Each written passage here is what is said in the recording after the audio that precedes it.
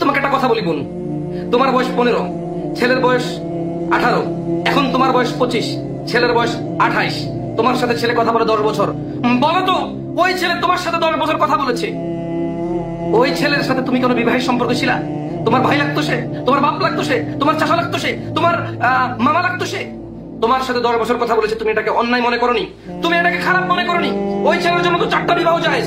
তোমাকে আজকে বিবাহ করার পরে যদি কালকে আরেকটা মেয়ের সাথে 10 বছর কথা বলে, তুমি কেন অন্যায় মনে করো? কেন তুমি অন্যায় মনে করো? তোমার বয়স 15, তার বয়স এখন 28, তোমার বয়স এখন 25। 10 বছর সে কি সম্পর্কে তোমার সাথে কথা বলেছে? 10 বছর সে কোন সম্পর্কে ভিত্তিতে তোমার সাথে কথা বলেছে? 10 বছর যখন সে তোমার সাথে বিবাহ সম্পর্ক না থাকার কারণে সে কথা বলছে, তুমি তাকে খারাপ মনে করনি। যেদিনই তোমাকে বিয়ে করলো, 2 বছর পরে অন্য কারোর সাথে কথা বলে, তুমি মনে করো যে ও এটা তো খুব খারাপ, বাজে চরিত্র, দুশ্চরিত্র, একে তালাক দেওয়া উচিত, এর সাথে সংসার করা উচিত না। কেন? বাজে চরিত্রের পুরুষ, সে ঘরে বউ রেখে একজনের সাথে কথা বলে। আরে তার জন্য তো 4টা বিবাহ জায়েজ। যদি তার তৌফিক থাকে 2টা বিবাহ জায়েজ, 3টা বিবাহ জায়েজ, 4টা পর্যন্ত জায়েজ, যদি তার অর্থ সম্পদ সব দিকে তৌফিক থাকে। বিবাহ করা ছাড়া তোমার সাথে 10 বছর কথা বললে অন্যায় না, বিবাহ করার পরে কারোর সাথে কথা বললে অন্যায়। শোনো বোন, আমি বলছি না যে বিবাহ করার পরে কারোর সাথে কথা বলা নেই, আমি বলছি না যে বিবাহ করার আগে কথা বলা কোন মেয়ের সাথে ন্যায় না অন্যায়, আর বিবাহের পরে অন্য মেয়ের সাথে আরেক বিবাহ করার জন্য কথা বলা নাই, এটা আমি বলছি না। তুমি ভুল বুঝে নিও না আমাকে, তুমি আমার কথাকে ভুল ভাবে নিও না। আমি বলতে চাচ্ছি, তুমি যদি তার স্ত্রী হও, তোমাকে রেখে যদি সে অন্য কোনো মহিলার সাথে কথা বলে বিয়ে করার জন্য, তুমি তাকে দুশ্চরিত্র বলো, মনে রেখো তুমি তার বিবাহিত স্ত্রী না। তোমাকে সে এখনো বিয়ে করেনি, তোমার সাথে সে কথা বলে, সে একটা দুশ্চরিত্র। বোন আমার, তুমি এই ছেলের ফাঁদে পড়তেছো।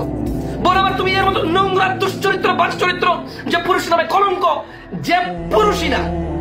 পুরুষ হলে সে চিন্তা করে আমাকে বিয়ে করতে হবে, আমাকে কাজ করতে হবে, পড়ালেখা করতে হবে, কাজকর্ম শিখতে হবে, কোন একটা কর্মস্থল করতে হবে, আমাকে বিবাহের যোগ্য হতে হবে, আমাকে স্বামী হওয়ার যোগ্য হতে হবে, আমাকে পুত্র হওয়ার যোগ্য হতে হবে। কোন পুরুষ যদি সুপুরুষ সেরকম চিন্তা করে। তুমি বলছো ছেলে খুব ভালো ধার্মিক, 5 ওয়াক্ত সালাত পড়ে, মুখে দাঁড়িয়ে, দিনী ভাই নাকি তোমার?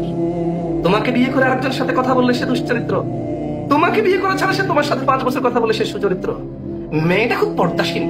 আমার ভাই আমাকে বলছে যে এরকম মেয়ে আর পাবো না। ওরে বাপরে বাপ, পর্দাসীন তোমার সাথে কথা বলে কিভাবে? তোমাকে বিয়ে করবে সে বলে কিভাবে? তার বাপ বেঁচে আছে, তার বাপ মরে গেছে, তার বাপকে বলুক, সে তার বাপকে বলুক। বোন আমার, এই দুশ্চরিত্র, বাজে চরিত্রের বেকার, অলস, নির্বোধ, হাবাগোবা এই ছেলের কথায় তুমি তোমার জীবন নষ্ট করিও না।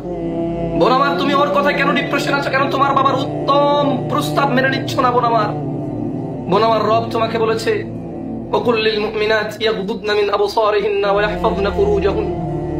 বোন আমার, রব তোমাকে বলেছে তোমার নজর তুমি নিচে রাখো, তোমার লজ্জাস্থানের হেফাজত করো।